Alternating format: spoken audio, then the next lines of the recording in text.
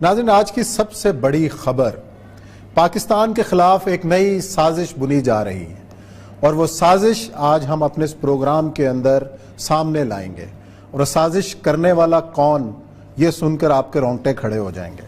اس سازش میں شریک کیا گیا برطانیہ کے 40 اراکین پارلیمنٹ کو، اور پاکستان کے خلاف ایک رپورٹ تیار کی گئی، اور وہ رپورٹ تیار کرنے کا مقصد FATF میں پاکستان کے خلاف پابندیاں لگانا تھا۔ اور اس تمام تر سازش کے پیچھے ہمارا ازلی دشمن بھارت اور اس کے ہواری شامل ہیں، کہ FATF کے اوپر، پاکستان کے اوپر جو تلوار لٹک رہی ہے اس حوالے سے بھی منورنگ کرنا ہے۔ دیکھیے جی، FATF کا معاملہ تو آپ بخوبی سمجھتے ہیں کہ پاکستان اس وقت ایک بیرونی دباؤ میں ہے اس وقت، اور اس کو یہ جو پرسیکیوشن آف مائنورٹیز کے ساتھ ساتھ رائز آف انٹرنیشنل ایکسٹریمزم کو بھی کہا گیا ہے کہ یہ اسٹیٹ سپانسرڈ ہیں، state sponsored persecution and state sponsored rise of international extremism. گویا کہ ریاست پاکستان ایکسٹریمزم کو بڑھا رہی ہے، انٹرنیشنل ایکسٹریمزم کو بڑھا رہی ہے، اور پرسیکیوشن ہو رہی ہے جس میں 4 اقلیتوں کے نام لیے گئے ہیں۔ حالانکہ یہ زیادہ جو رپورٹ ہے، یہ 90% سے زیادہ بھی یہ ریپرزینٹ کر رہی ہے قادیانیوں کو۔ 22 جولائی کو یہ رپورٹ آئی ہے۔ ٹائمنگ اس کی کتنی امپورٹنٹ ہے؟ یہ اتنی امپورٹنٹ ٹائمنگ ہے۔ پاکستان کا ہم آج شاہ قریشی صاحب سے رابطہ کرنے کی کوشش کرتے رہے، پاکستان کا رسپانس آنا چاہیے۔ پوری کمیونٹی اس ملک کے خلاف کھڑی ہو گئی ہے، پوری کمیونٹی بحثیت مجموعی اس ملک کے خلاف کھڑی ہو گئی ہے۔ مجھے ایک سازش لگتی ہے پاکستان کے خلاف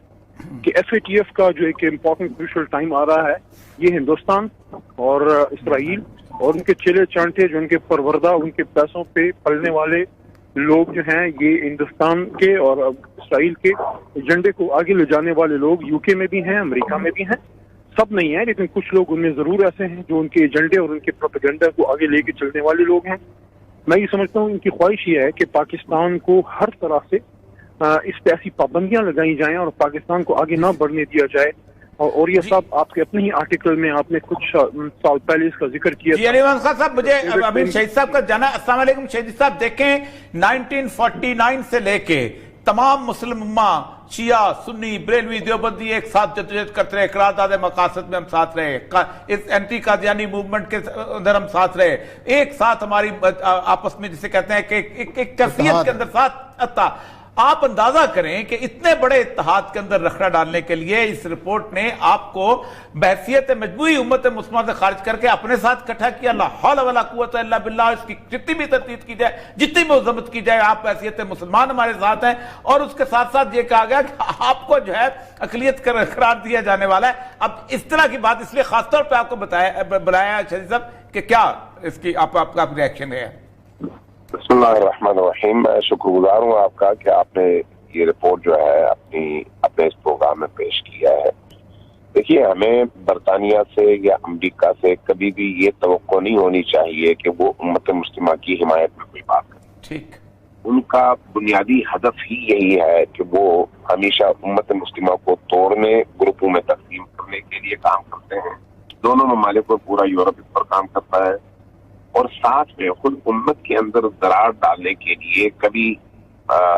قادیانیوں کی صورت میں اور کبھی دیگر اس طرح کے جعلی مکاتب کی صورت میں گروپوں کو الگ کرتے ہیں، اور پھر ان کو سپورٹ کرتے ہیں، اور ان کے ذریعے سے اسی معاشرے میں فتنہ برپا کرتے ہیں۔ یہ ان کی 300-400 سالہ پرانی روش ہے، جس کا اب بھی اس کو پوری طرح سے وہ امپلیمنٹ کرنے کی کوشش کر رہے ہیں۔ تو اس اعتبار سے اگر دیکھا جائے تو میں پوری دنیا میں بڑے وثوق کے ساتھ یہ کہتا ہوں کہ شیعہ اور سنی کی لڑائی میں بھی برطانوی MI6 کا اور امریکن CIA کا سب سے بڑا ہاتھ ہوتا ہے۔ بالکل ٹھیک۔ اس لیے اگر کہیں پر شدت پسندی کی کوئی تحریک اٹھتی ہے تو بظاہر آگے ہو سکتا ہے سلفی چہرہ ہو، لیکن پیچھے امریکی ہوتے ہیں۔ بظاہر کہیں پر اگر دھماکہ ہو تو ہو سکتا ہے وہ جو دھماکہ کر رہا ہو وہ کسی مسلمان گھرانے کا بچہ ہو، لیکن پیچھے CIA، MI6 اور موساد ہوتے ہیں۔ اس بنیاد پر اس طرح کی جو رپورٹس ہیں، اس کا بنیادی مقصد یہی ہے کہ آپ امت کو تقسیم کریں۔ شیعہ اور سنی 1400 سالوں کی پیداوار ہے، آج کی نہیں ہے، 1948 کی نہیں ہے، 1400 سالوں سے یہ دونوں مکاتب ہیں۔ اگرچہ بعض چیزوں میں اختلاف بھی ہے، لیکن یہ اختلاف ایک گھر کے اندر باپ اور بیٹے میں اور بھائی میں بھی ہوتا ہے، اس لیے یہ اختلاف کوئی معنی نہیں رکھتا۔ ہمیں کیا کردار ادا کرنا چاہیے اس بارے میں؟ دیکھیں جی، سب سے پہلے تو ہمیں یہ میسج باہر دینے کی ضرورت ہے کہ قادیانی یہ کہتے ہیں کہ اسٹیٹ ہے پاکستان نہ صرف ان کی بلکہ شیعہ، ہندو، عیسائی اور قادیانی 4 اقلیتوں کو انہوں نے بنا دیا، اور شیعہ کو بھی ساتھ ملا کے کہا کہ جی ان کی پرسیکیوشن اسٹیٹ سپانسرڈ ہے۔ تو جن 2 عبادت گاہوں پر حملوں کا انہوں نے ذکر کیا ہے، اس وقت پوری قوم کی پرسیکیوشن ہو رہی تھی۔ آپ کے army head quarter, GHQ، naval, air base, airport, school, colleges, universities, امام بارگاہیں، مساجد، مارکیٹس، پارکس، ہر جگہ پر ٹیررسٹ کے حملے ہو رہے تھے، اور یہ بیرونی طاقتیں اس میں ملوث تھی، بالخصوص بھارت۔ تو ہماری وزارت خارجہ کو اس چیز کی وضاحت کرنے کی ضرورت ہے۔ سب سے پہلا تو ایشو یہ ہے۔ دوسرا یہ ہے کہ اس وقت جو ہماری شیعہ برادری کو ان اقلیتوں کے ساتھ ملا دیا گیا ہے، شیعہ کی برادری کی طرف سے بھرپور احتجاج ہونا چاہیے، یہاں کی حکومت کے خلاف بھی اور وہاں پر بھی، کہ یہاں کی حکومت کو کہنا چاہیے کہ یہ کیسے ممکن ہو گیا کہ ہماری وزارت خارجہ یا ہمارا ہائی کمیشن سویا رہا اور شیعہ کو انہوں نے اس سازش کے تحت ان اقلیتوں میں شامل کر دیا گیا۔ تیسرا پوائنٹ میں سمجھتا ہوں کہ یہ دیکھانا چاہیے کہ یہ اس میں بار بار کہتے ہیں کہ احمدی پرامن کمیونٹی ہیں، قادیانی ایک پرامن کمیونٹی ہیں، اور ان پر حکومت کی طرف سے پرسیکیوشن اور تشدد ہو رہا ہے۔ بتانا یہ چاہیے کہ 1974 میں جو کانسٹیٹیوشنل امینڈمنٹ ہوئی وہ ان کے تشدد پر ہی ہوئی۔ جی ربوہ ریلوے اسٹیشن پہ، بالکل ربوہ ریلوے اسٹیشن پہ جب نوجوان مسلمانوں کو جو میڈیکل کالج کے اسٹوڈنٹ ان پر حملے ہوئے، نشتر میڈیکل کالج اسٹوڈنٹ پہ حملہ ہوا تو ان کے تشدد کرنے پر ہوا۔ ربوہ کھلا شہر نہیں تھا، وہ مسلمانوں کو اجازت نہیں تھی، اسٹیٹ ود ان اسٹیٹ تھی۔ تو یہ چیزیں جو ہے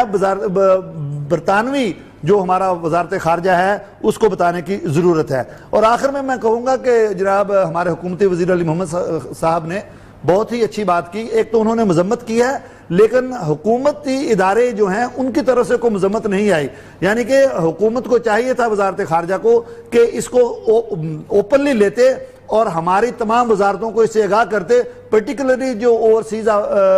کی ہماری وزارت ہے اس کو بھی اس میں ایک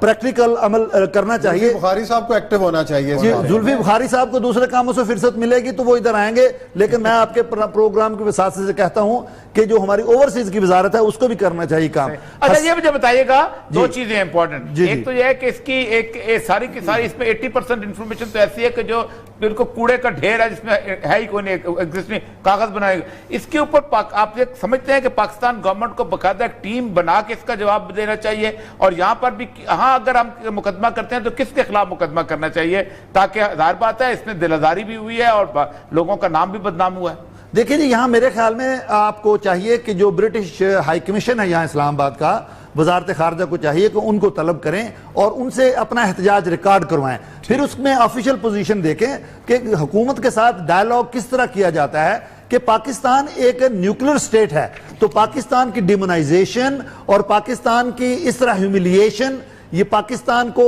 ایک اننیسیسری جو دباؤ ہے اس کے اندر لانے کے لیے اس کے پیچھے کون سے عوامل کار فرما ہے، جس طرح علامہ صاحب نے بھی کہا اور علی محمد صاحب نے بھی کہا ہے کہ ایسے لگتا ہے کہ شاید یہ رپورٹ تو قادیان میں تیار ہوئی ہے، بالکل ایسے ہی ہے جیسے انہوں نے لکھا ہے جی حضرت مرزا طاہر، حضرت مرزا ناصر، حضرت مرزا مسرور، حضرت مرزا غلام احمد، اور جو کرسچن کمیونٹی ہے یہ وزراء جو ہمارے برطانیہ میں ہے وہ تو حضرت عیسیٰ علیہ السلام کے ساتھ بھی حضرت نہیں لگاتے، سیدھا جیزس لکھ دیتے ہیں، اور ساتھ لکھا ہوا ہے کہ یہ افغانستان میں جو قادیانی مارے گئے ان کے ساتھ شہید لکھا ہوا ہے۔ تو یہ واقعی کچھ اپنے کو شہید نہیں کہتے تو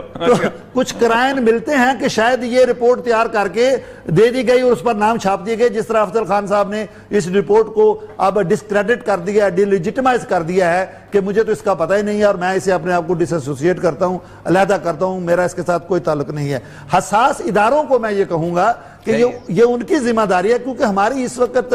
نہ ہی صرف اس رپورٹ میں بلکہ اوور آل دیکھا جائے تو ہماری جو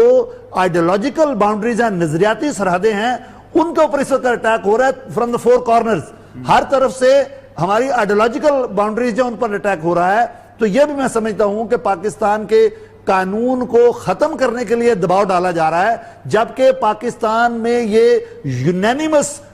کانسٹیٹیوشنل امینڈمنٹ ہوئی ہے۔ تو یہ میں نہیں سمجھتا کہ پاکستان کی حکومت اس میں آنکھیں بند کر کے کبوتر کی طرح بیٹھ جائے گی تو مسئلہ حل ہو جائے گا. یہ ایف ٹی ایف اے کے لیے ان کو ایک گراؤنڈ مہیا کی گئی ہے کہ رسا ہم نے ڈال دیا, اب آپ نیچے سے پھٹا کھینچو. اللہ نہ کرے کہ ایسا ہو, لیکن اگر ہمارے حکومتی ادارے اسی طرح سوئے رہے تو میں سمجھتا ہوں کہ یہ آج نہیں تو کل, کل نہیں تو پرسوں, یہ یقینی طور پر اس رپورٹ کو بنیاد بنا کر یہ یونائٹڈ نیشن میں بھی جائیں گے, اور اس کا اگر محاسبہ آج نہ کیا گیا, میں سمجھتا ہوں کہ پاکستان آفیشلی اس رپورٹ کو ودرا کروا سکتا ہے, کیونکہ Pakistan as a state persecution یا رائز آف انٹرنیشنل ایکسٹریمزم کی سپانسرشپ نہیں کر رہا.